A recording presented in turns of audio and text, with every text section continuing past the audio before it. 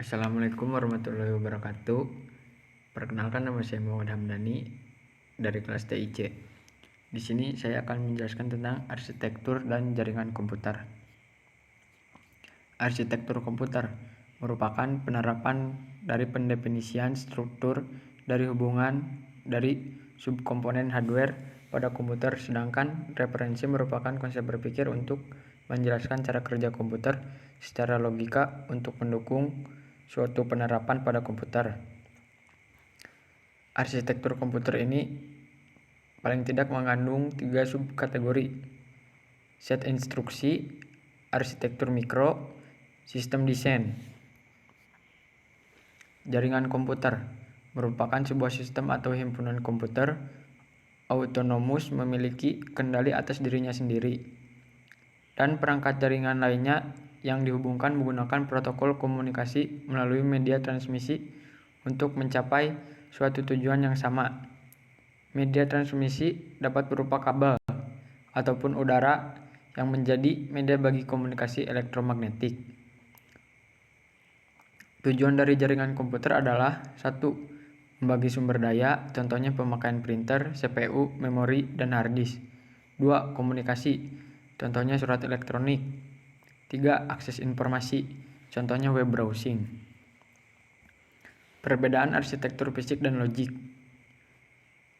Arsitektur fisik topologi menjelaskan bagaimana susunan dari kabel komputer dan lokasi dari semua komponen-komponen jaringan komputer. Topologi logik menetapkan bagaimana informasi atau aliran data dalam jaringan komputer. Arsitektur fisik dan jaringan komputer. Arsitektur fisik jaringan komputer berdasarkan fungsi peer-to-peer client-server. Arsitektur fisik jaringan komputer berdasarkan topologi LAN, MAN, WAN, intranet, internet. Arsitektur fisik jaringan komputer berdasarkan skala bus, ring, star, mesh, atau polymesh. Arsitektur fisik jaringan komputer berdasarkan media, kabel, nirkabel, dan wireless. Prinsip dan faktor dalam merancang jaringan komputer.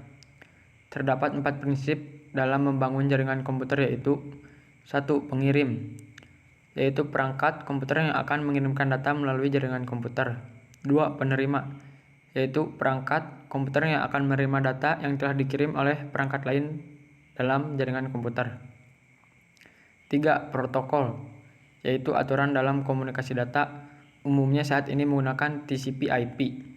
4. Media transmisi, yaitu media untuk pengiriman data dalam jaringan komputer, dapat berupa kabel maupun nirkabel. Faktor-faktor yang harus diperhatikan dalam merancang komputer. 1. Convergence network, yaitu harus mengakomodasi kebutuhan untuk voice, video, dan komunikasi data pada waktu yang bersamaan. 2. Analisis komunikasi pengguna, dibutuhkan untuk mengidentifikasi peran kelompok pengguna.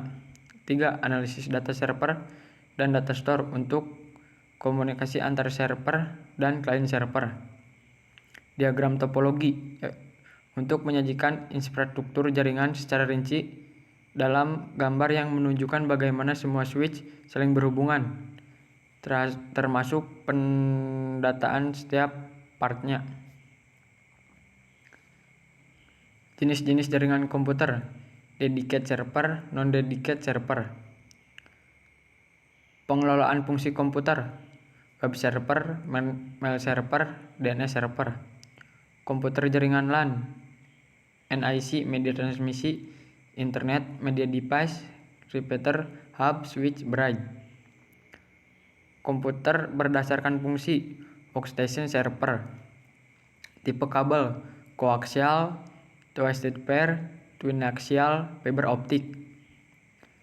Cara pengkabelan: straight through, crossover.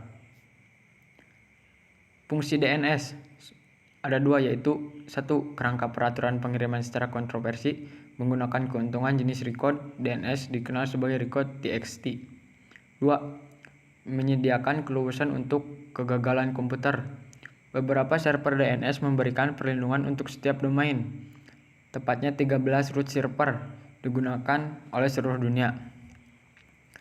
Sistem operasi berdasarkan skala. 1. Komputer dan perangkat keras jaringan komputer umumnya tidak dapat bekerja tanpa adanya perangkat lunak khusus yang berfungsi sebagai pengendali.